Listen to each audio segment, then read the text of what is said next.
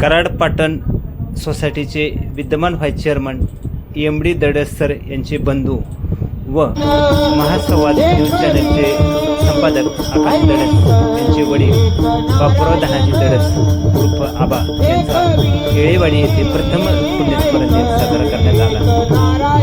त्यांच्या प्रथम पुण्यस्मरण दिनास महाराष्ट्रातील प्रसिद्ध युवा कीर्तनकार हरिभक्त परायण प्रतीक महाराज भोसले यांची कीर्तन सेवा झालेली आहे। प्रतीक महाराज भोसले यांनी बापूराव दडस अर्थात आबा यांच्या जीवन कार्याचा त्यांच्या शब्दातून मांडलेला आलेख आपण ऐकूया।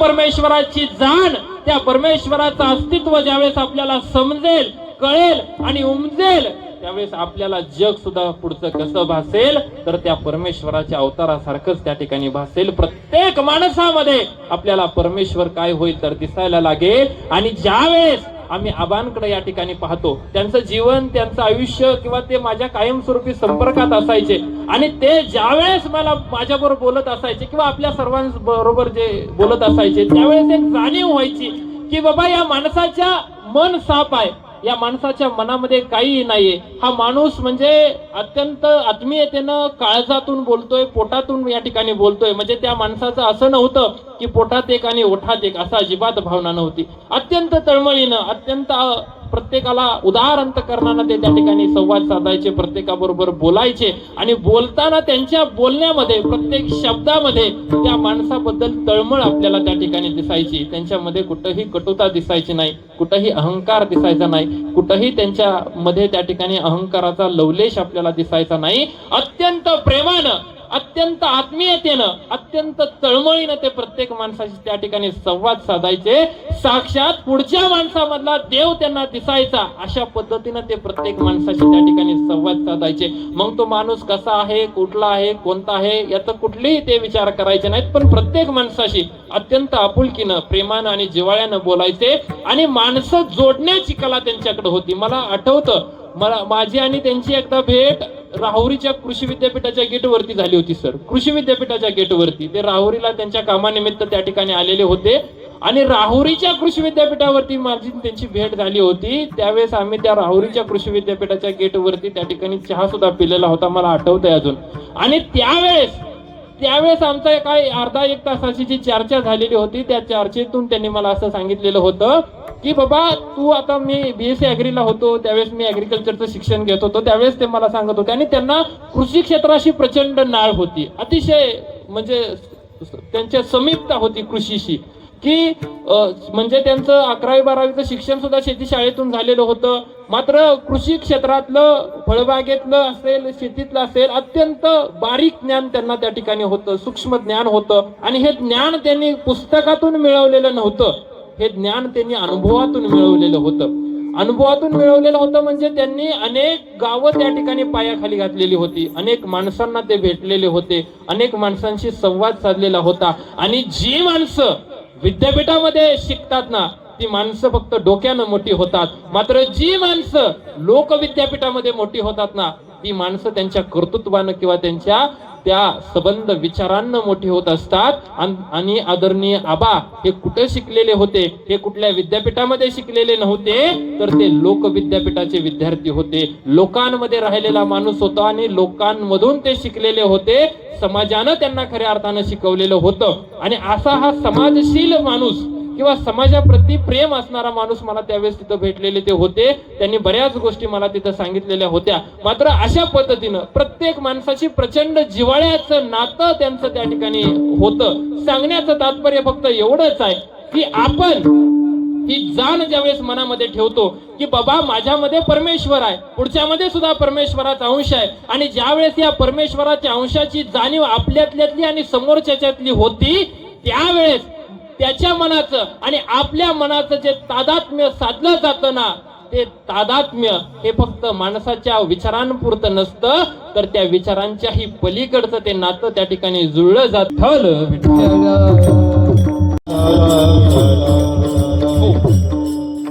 हा आपला जन्मजात त्यांच्या माथ्यावरती संघर्ष हा शब्द कोरोनाच जणू नियतीनं त्यांना पाठवलेलं होतं की काय, असं परिस्थिती आबांची होती. 72च्या दुष्काळामध्ये आबांचा जन्म झाला आणि तिथपासून त्यांनी या ठिकाणी संघर्ष या ठिकाणी उभा केला. परंतु मी कायमस्वरूपी सांगेन, देव संघर्ष करण्याचं सामर्थ्य त्याच माणसांना देतो ज्याच्या मनगटामध्ये ती संघर्ष करण्याची शक्ती आहे.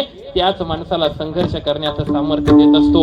आणि आबांच्या मनगटामध्ये ती संघर्ष करण्याची शक्ती होती, ती ताकद होती, ती प्रेरणा होती. म्हणून अशा आपल्या या भागामध्ये ते जन्मलेले असताना सुद्धा, अत्यंत बिकट परिस्थितीमध्ये त्यांनी आपलं आयुष्य उभा केलेलं असताना सुद्धा त्यांनी मनातला चांगला विचार कधी सोडला नाही, मनातला चांगला आचार कधी सोडला नाही. आणि स्वतःच्या जिद्दीवरती, स्वतःच्या बळावरती, स्वतःच्या हिमतीवरती एक चांगलं आयुष्य त्यांनी त्या ठिकाणी उभा केलेलं आपल्याला या ठिकाणी पाहायला मिळतं. चांगलं आयुष्य उभा केलेलं पाहायला मिळतं. मला कायमस्वरूपी या ठिकाणी आठवतं, ज्यावेळेस आम्ही लहान होतो त्यावेळेस या भागामध्ये मोठ्या प्रमाणावरती डाळिंबीचं पीक या ठिकाणी उभा राहिलेलं होतं. 2006, 7, 8, 9चा तो कालखंड असेल. त्या काळामध्ये मोठ्या प्रमाणावर डाळिंबीचं पीक उभं राहिलेलं होतं. आणि या भागामध्ये जर त्या काळामध्ये शेतकऱ्यांना डाळिंबीच्या बाबतीमध्ये मार्गदर्शन करणारा किंवा शेतकऱ्यांच्या थोडंसं पाठीशी खंबीरपणे उभा राहून त्यांना 4 शब्द चांगले सांगणारा जर या भागामधला डाळिंबीचा तज्ञ कोण असेल तर ते आदरणीय आबा होते. कारण आबांची ज्यावेळेस आपण पार्श्वभूमी पाहतो त्यावेळेस आबांनी म्हणजे अतिशय हलाखीच्या परिस्थितीमध्ये स्वतःचे पहिले काही दिवस त्यांनी त्या ठिकाणी घालवलेले आपल्याला पाहायला मिळतात. की खालच्या भागामध्ये जाऊन तिथं काही शेतांमध्ये त्या ठिकाणी ते जात होते आणि तिथं गेल्यानंतर तिथं त्यांना काही लोक भेटले, त्यांनी त्यांना त्या डाळिंबीचं थोडंसं मार्गदर्शन केलं, छाटणी कशी करायची वगैरे वगैरे या गोष्टी असतील. आणि मी कायम मगाशीही म्हणालो की आबांचं व्यक्तिमत्व हे कुठल्या विद्यापीठात तयार झालेलं नव्हतं, तर ते लोकविद्यापीठात तयार झालेलं व्यक्तिमत्व होतं. लोकांच्या मध्ये कायमस्वरूपी फिरणारा माणूस होता.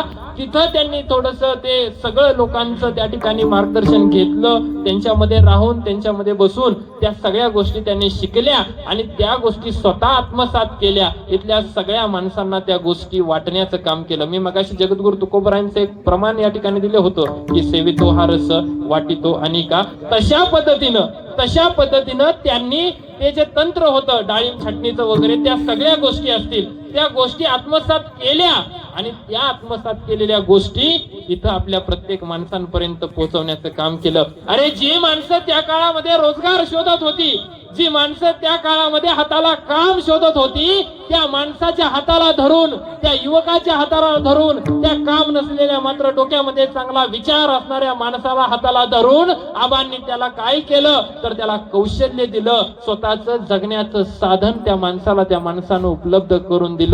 आणि आतापर्यंत कैक माणसं किंवा कैक प्रपंच आज त्या कौशल्यावरती काय आहेत तर उभे आहेत. आणि ते प्रपंच उभा करण्याचं काम किंवा ती माणसं उभा करण्याचं काम कोणी केलं असेल तर ते आदरणीय आबांनी केलेलं आपल्याला या ठिकाणी पाहायला मिळतं. मी कायमस्वरूपी सांगतो की हा विचार त्यांच्या मनामध्ये होता, हा आचार त्यांच्या मनामध्ये होता, हा धर्म त्यांच्या मनामध्ये होता की अशा या ओसाड आणि ओजाड माळावरच्या त्याच चांगला विचार असणाऱ्या माणसांच्या हाताला काम देणारा एक अवलिया म्हणून त्यांच्याकडे पाहिलं तरी काही या ठिकाणी वावगं ठरणार नाही. आणि आज ज्यावेळेस त्यांच्या माणसांचा हा सगळा प्रपंच उभा राहतो, ज्यावेळेस या त्यांच्या माणसांची ही सगळी प्रपंचाची पुण्याई आबांच्या पाठीमागे उभा राहते ना, त्यावेळेस खऱ्या अर्थानं आबांना आज ती धन्यता या ठिकाणी प्राप्त झालेली आहे. त्या धन्यतेच्या ते पातळीला पोहोचलेले आहेत आणि आज त्यांची ती पुढची पिढी आज त्या ताकदीनं उभा असलेली आपल्याला पाहायला मिळते. आज या ठिकाणी आदरणीय सर आहेत, आदरणीय पत्रकार आहेत, ही दोघंही माणसं आपण बघा, त्यांचे छोटे चिरंजीव सुद्धा या ठिकाणी आहेत. अतिशय चांगल्या विचारांची ही माणसं आहेत, चांगल्या आचारांची ही माणसं आहेत आणि संघर्षातून पुढे आलेली खऱ्या अर्थानं ही माणसं आहेत. स्वतःचं कुटुंब एक चांगल्या विचारांचं उभा करण्याचं काम आदरणीय आबांनी या ठिकाणी केलेलं होतं की आपल्या भावाला त्यांनी त्या ठिकाणी शिक्षक बनवलं आणि शिक्षक बनवून एक समाजाप्रती भाव काय जागृत असावा या पद्धतीचं सुद्धा थोडंसं मार्गदर्शन आदरणीय आबांनी केलं. आणि ज्यावेळेस आपण आदरणीय सरांकडे पाहतो त्यावेळेस सर आज जे सामाजिक उपक्रमामध्ये कायमस्वरूपी सहभागी असतात, समाजासाठी तळमळीनं काम करण्याची उर्मी त्यांच्या काळजामध्ये असते. ही प्रेरणा नेमकी कुठून आली किंवा या प्रेरणेचा स्रोत नेमका कुठं आहे, तर तो आबांच्या विचारांमध्ये हा प्रेरणेचा स्रोत आहे. आज आमचा आकाशदादा पत्रकारितेच्या क्षेत्रामध्ये उतरतोय, हिरारीनं काम करतोय, संबंध तालुक्यामध्ये पायाला भोवरा लावून प्रत्येक गावामध्ये फिरतोय. अरे जिथं जिथं अन्याय होतोय, जिथं जिथं कुठं कुठं त्या ठिकाणी अन्याय होतोय, त्या त्या ठिकाणी त्याच अन्यायाला वाचा फोडण्याचं काम, तोच अन्यायाला मार्ग दाखवण्याचं काम आपल्या पत्रकारितेच्या माध्यमातून आकाशदादा या ठिकाणी करतोय. समाजाचं नाविन्य दाखवतोय, समाजाची प्रगती दाखवतोय, समाजाचं वैभव दाखवतोय, या सगळ्या गोष्टी दाखवतोय. या सगळ्याची प्रेरणा कुठं आहे, तर या सगळ्याची प्रेरणा ही आदरणीय आबांच्या विचारांमध्ये आहे की या कुटुंबाची ती विचारांची जी मेक आहे ना, ती मेक घट्ट आहे. आणि या विचारांचे उद्गाते कोण असतील, तर ते आदरणीय आबा आहेत. आणि म्हणून ज्यावेळेस या आबांच्या संबंध आपण आयुष्याकडे पाहतो, त्यावेळेस कुठं तरी त्यांना आज जे कुठं जिथं ते असतील, म्हणजे या ब्रह्मांडामध्ये, या सृष्टीमध्ये, या परमतत्वामध्ये जिथं कुठं आबा असतील आणि जिथून हा सगळा सोहळा पाहत असतील किंवा त्यांच्या पिढीचं कर्तृत्व ते ज्यावेळेस पाहत असतील ना, त्यावेळेस आबांच्या मनामध्ये या ठिकाणी ते धन्यतेचे शब्द असतील की बाबा याचसाठी केला होता अट्टहास, एवढ्यासाठी मी माझं आयुष्य उभा केलं होतं, एवढ्यासाठी मी माझा संघर्ष केलेला होता. आणि ही पावती खऱ्या अर्थानं आज आबांना त्यांच्या या संबंध कार्यक्रमाच्या माध्यमातून काय होते, तर ती मिळते. विठ्ठल विठ्ठल विठोबा रखुमाई, विठोबा रखुमाई, विठोबा रखुमाई, विठोबा रखुमाई, विठोबा रखुमाई, विठोबा रखुमाई, विठोबा रखुमाई, विठोबा रखुमाई, विठोबा रखुमाई. कुंडली वरला विठ्ठल कशा पद्धतीने माणसाचा त्या ठिकाणी मृत्यू असावा, आबांचा ज्यावेळेस आपण हा संबंध प्रवास पाहतो, त्यावेळेस मला या ठिकाणी सांगावं असं वाटतं की ज्यावेळेस शेवटची घटिका होती, त्या घटिकेच्या वेळेस या ठिकाणी अनेक लोक या ठिकाणी साक्षीदार आहेत. आणि मला आकाशदादांनी सुद्धा या ठिकाणी सांगितलं की आबांचा ज्यावेळेस मृत्यूचा समय जवळ आला, त्यावेळेस रंगपंचमीचाच हा दिवस होता. आणि या रंगपंचमीच्या दिवशीच आदरणीय या ठिकाणी आमचे या उपस्थित आहेत, आपल्या येळेवाडी गावचे माजी सरपंच आदरणीय बापूरावजी देतकर साहेब या ठिकाणी उपस्थित आहे. आणि त्यांनी बाळूमामाचा भंडारा आबांच्या मस्तकी त्या ठिकाणी त्या दिवशी लावलेला होता. बाळूमामाचा भंडारा त्यांनी आबांच्या मस्तकी लावलेला होता. आणि तो भंडारा लावल्यानंतर अगदी काही वेळामध्ये आबांना त्या ठिकाणी दवाखान्यामध्ये नेण्यात आलं.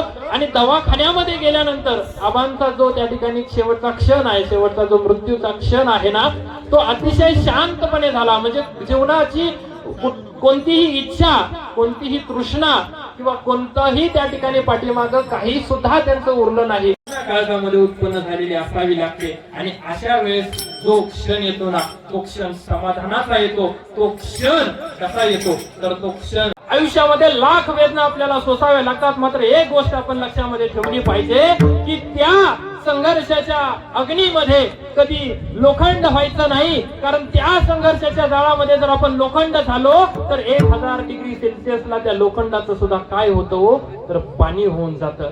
मग नेमकं संघर्षाच्या आगीत व्हायचं काय? अरे त्या संघर्षाच्या आगीमध्ये कधी त्या ठिकाणी लाकूड सुद्धा व्हायचं नाही. कारण त्याच लाकडाला जर जाळ जास्त झाला ना, तर त्या लाकडाची जळून राख होते. मग संघर्षाच्या या धगीमध्ये, संघर्षाच्या या आगीमध्ये जर व्हायचं काय असेल, तर त्या कुंभाराचं मडकं व्हायचं. जेवढी आग लागेल ना, तेवढं अधिक मडकं ते टणक होत जातं, अधिक भक्कम होत जातं. आणि आदरणीय आबांकडे ज्यावेळेस आपण पाहतो ना, त्यावेळेस या संघर्षाच्या आगीमध्ये तावून सुलाखून निघालेलं ते व्यक्तिमत्व होतं. आणि तोच विचारांचा, तोच संघर्षाचा वसा आणि वारसा आबांनी त्यांच्या पुढच्या पिढीला आपल्याला दिलेला पाहायला मिळतो. विठ्ठल विठ्ठल